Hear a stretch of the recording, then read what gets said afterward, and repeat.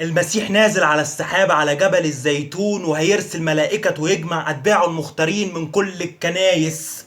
الشمس دي هتطفي والقمر هيتحول لدم وكل البحور هتعج، وهيرموا ذهبهم في المزابل وفلوسهم في الشوارع. لا ذهبهم ولا فلوسهم هتخلصهم من يوم الرب الكبير.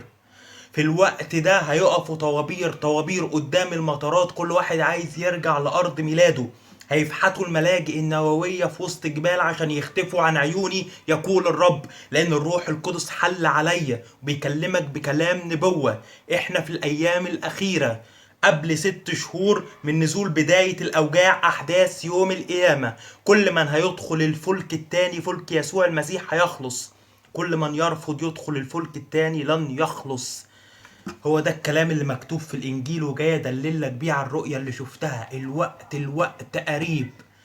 ده اول كتاب اتطبع على الارض، ده الكتاب الحقيقي، وكل كتاب اخر غيره هو كتاب مزيف. اول من ذكر قصة ادم وحواء، اول من ذكر قصة ابونا ابراهيم، اول من ذكر قصة يوسف الصديق. وعلى الاصل دور، على الاصل دور، ده الاصلي، ده الاصلي، وكل اخر هو مزيف.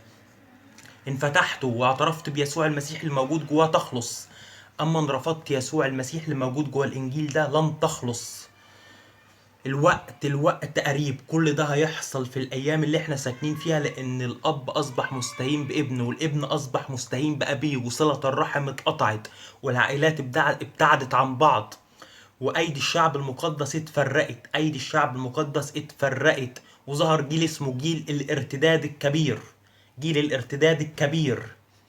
روح الإلحاد سكن في الشرق، وروح الشذوذ سكن في الغرب، وروح النبي الكذاب سكن في وسط المنطقة اللي احنا ساكنين فيها، الديانة الكاذبة.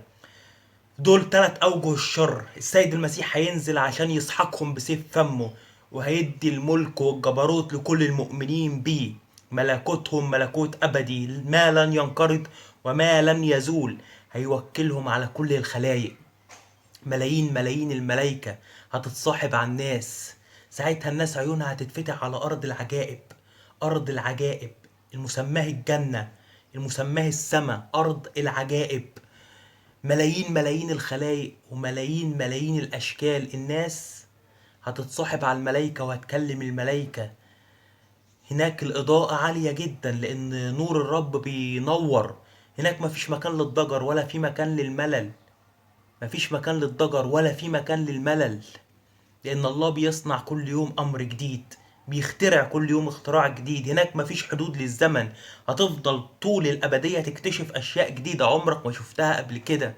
هتنسى الزمن لأن ما هيكونش في مكان للزمن، لأن احنا محبوسين في الزمن، وهنطلع من الزمن ده بيوم القيامة أو بالركاد بالخروج من العالم. الوقت قريب، الوقت قريب. استعدوا للقاء الله إلهكم، لأن مفيش زمان بعد الزمان. احنا في الأيام الأخيرة، والروح القدس وزع هذا الخبر على كل الكنائس وعلى كل المؤمنين بالله. وانت عارف الكلام ده، لان مش عيبنا الجهل، احنا عيبنا التجاهل. انت عارف الكلام ده. فاليوم مطلوب مننا ان احنا ناخد قرار بالاعتراف بدم صليب يسوع المسيح، وناخد قرار التوبة عن فعل الشر، فنور الحياة الأبدية، لأن الوقت قريب. استعدوا للقاء إلهكم.